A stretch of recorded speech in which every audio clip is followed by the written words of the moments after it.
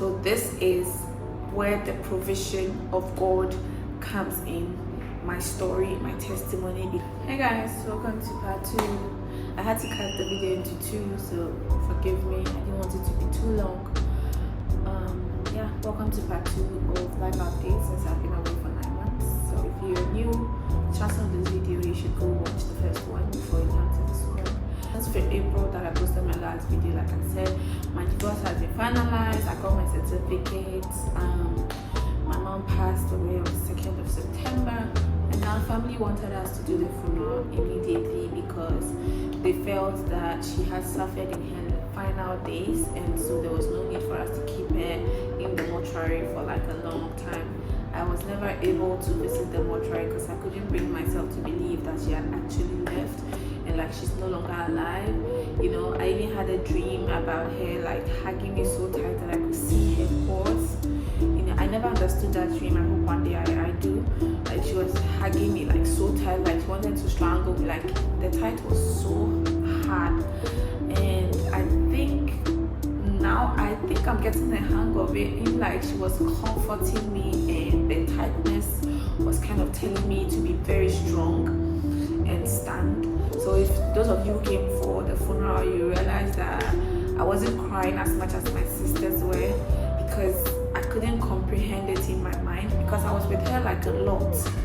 You know, my sisters were all away. I was the only one in Accra, so it's like I was with her more of it. So I couldn't believe it. Up until now, the bed sheets and pillow and cloth that she slept with at the hospital, I still have them. I've not brought myself to wash them. I won't take them to the laundry so I don't have to touch them. But I've not gotten myself to it yet, so it's still kind of unbelievable. But yes, October came, and let me tell you that God provides, because like I told you guys 2-3 months earlier, I had spent all my money paying a lawyer, taking care of my mother's hospital bills, you know, going to work at the same time, all of that. And mind you, my rent expires in end of January, and all this has happened, and I need money for rent, otherwise I'm going to be thrown out.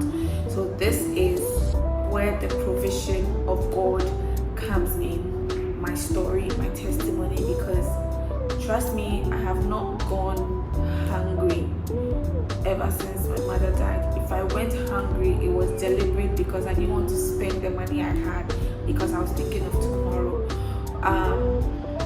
But God still proves that He is with me forever. He's going to be there for me.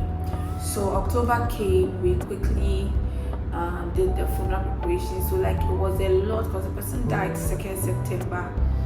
We want to bury her on the 19th of October. So we had 5 weeks exactly to the funeral. And you know, funerals come with a lot of family back and forth. You know, some people we wanted to do it in Accra. Her family wants to do it where she went or where she died. So we just had to, my mother is already gone. There wasn't no point in arguing and fighting and doing stuff. So, you know, it was just, the budget for the funeral was 100,000, and I brought up this idea that we all share the cost. My sisters and I, we are 5 girls. Unfortunately, we became 4, so we are like, my sisters and I decided to share the cost amongst us to pay, which didn't work out. So some of us happened to pay more than others. But when it comes to me and God's provision for me, I kid you not, help came. People that I wasn't expecting to even show up at my mother's 1 week were there.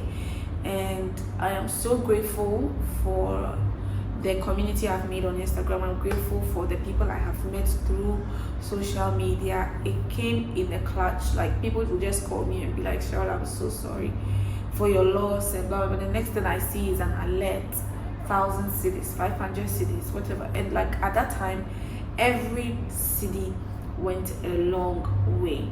Every city went a long way, and I am so glad. And it so happens that within that August that my mother was, the last time my mother was in the hospital thereabout, I had I was looking for another job. I was just on LinkedIn and I saw a vacancy and I applied.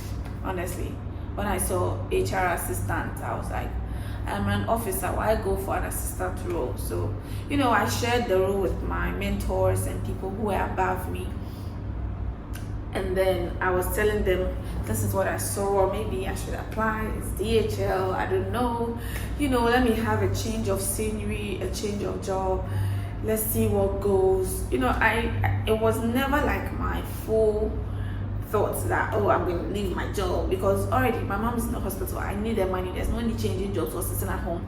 I already have a job. Nobody's sacking me. Secondly, my mother finally is dead. I need money for funeral. Why do I want to quit my job? So I don't know. I just applied, based on the conversations I had. And then I applied, and within like a week, I was called, and the interview was virtual, because I was interviewed by because DHL is a German company, I was interviewed by white people. So within a week, the interviews were back and forth. My new boss now also interviewed me. And within another week, I had gotten the call that I had gotten the job and stuff like that. So I think my mom died on, my last interview was on my birthday, which was 28th of August. And then my mom passed away 3 days later, which was 5 days later on the 2nd. And then I got a call on the 6th that I had gotten a job. I had gotten the DHL job. And so I was like, and I remember the one time I was going for the interview, online, and my mom told me to dress well. And that day I wore the colors, and I think that's what clicked it for them. And then I got hired. So, but anyway, that's that. And my mother's funeral came, a few of my colleagues came to support. And like I said, the funeral was a very big success. Everybody was talking about it. It was kind of strange for the people in that village or in that area to see a funeral like that, even though it wasn't much. But we made sure that if it was my dad that was dead and my mother was alive, that was the funeral she would have wanted for my dad. So we made sure that we did it to what she liked. Food, because she was a food person, so food was in abundance, drinks were in abundance, and NDC people were all over the place. So somehow God showed up for us, and it was amazing. And after the funeral was when I actually cried. Everything just became real, and it left me. And that was that. So October ended, and I had to start a new job in November, on November 4th. And so thanks to my new bosses, they understood my plight and they gave me some few more weeks. So that's why I started on the 4th, because I was actually supposed to start in October, but because I told them of the funeral, they decided to move it to November for me. So less than 2 weeks after I buried my mother, I had to go to work. And my new job and where I used to live was very far. So within that time frame, I was thinking, I said, should I move? Should I stay? What do I do? My rent is expiring in January. What do I do? I've already sent in my resignation. Am I still staying here? I was so confused. I came to visit my dad, and I told my dad that this is the plan. I don't know what to do. We need to go find a place immediately. We need to go find a house immediately. And so I didn't want to use agents because they are very wicked people. So I decided to search around myself. I looked around. I didn't get any.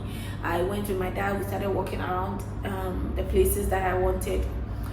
We didn't get any. And we finally found this place. So if you look on Instagram, I think you should go watch that Instagram video, and then we will come back to part 3. Finally, we are at the story of how I got this house. So